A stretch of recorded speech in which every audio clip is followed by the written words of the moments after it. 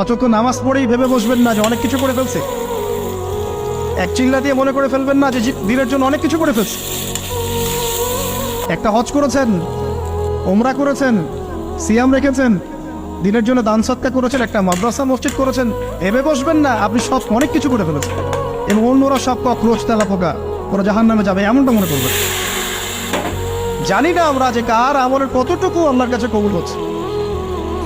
তো এখানে এই ব্যক্তির সমস্যা ছিল এই, সে নিজের আমলটাকে অনেক ভারী মনে করছিল এবং সে স্টেটমেন্ট দিয়ে ফেললো যে তোকে আল্লাহ পাক মাফ করবে না। এই একটা কথা মন থেকে বলার কারণে তার ইহকাল পরকাল দুটা বরবাদ হয়ে গেল, সে জাহান্নামে চলে গেল।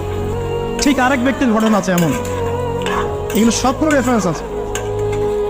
এক ব্যক্তি প্রচুর ইবাদত করত, আল্লাহ পাক তার ইবাদত করার জন্যে পাহাড়ের চূড়ায় একটা সুন্দর ব্যবস্থাও করে দিয়েছিলেন। সেখানে ডালিম গাছ হতো, ঝর্ণা আসতো, খাবারের কোনো অভাব নাই।